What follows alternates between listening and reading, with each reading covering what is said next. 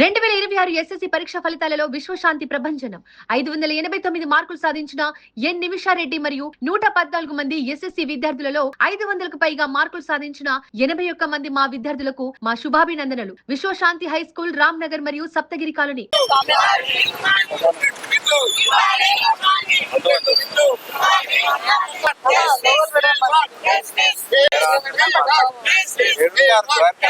కరీంనగర్ జిల్లాలో అర్హులైనటువంటి నిరుపేదలైనటువంటి ప్రజలకు డబుల్ బెడ్రూమ్ ఇండ్లు ఇవ్వాలని చెప్పేసి, ఇందిరా ఇండ్లు ఇవ్వాలని చెప్పేసి ఈరోజు కరీంనగర్ జిల్లా కలెక్టరేట్ కార్యాలయం ముందు All India Forward Bloc party ఆధ్వర్యంలో నిరసన ధర్నా చేయడం జరుగుతూ ఉన్నది.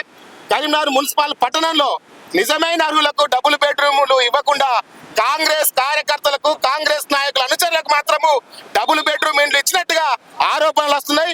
అవన్నింటినీ తక్షణమే రద్దు చేయాలని చెప్పి సందర్భంగా మేము డిమాండ్ చేస్తున్నాం. ఇక్కడ ఉన్నటువంటి వాళ్ళు, ధర్నాలో పాల్గొన్నటువంటి వాళ్ళందరూ కూడా నిజమైన అర్హులు.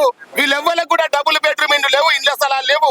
గత 15-20 సంవత్సరాలుగా కరీంనగర్ లో కిరాయి కుంటూ కూలీ పని చేసుకున్నటువంటి వాళ్ళతోటి ఈ రోజు మేము ధర్నా చేస్తా ఉన్నాం. వీళ్ళందరూ నిజమైన అర్హులు. వీళ్ళందరికీ డబుల్ బెడ్రూమ్ ఇండ్లు ఇవ్వాలని చెప్పేసి మేము డిమాండ్ చేస్తున్నాం.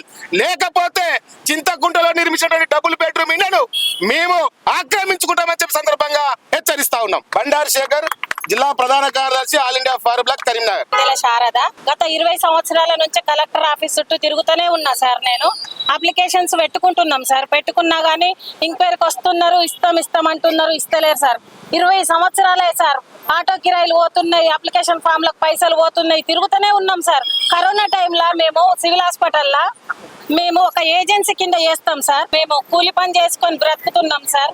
20 సంవత్సరాల నుంచి మేము అప్లికేషన్ పెట్టుకుంటూనే ఉన్నాం సార్. మాకు మాత్రం ఇండ్లు ఇస్తలేరు సార్. దయచేసి మాకు ఇండ్లు వచ్చేటట్టు చేయండి సార్.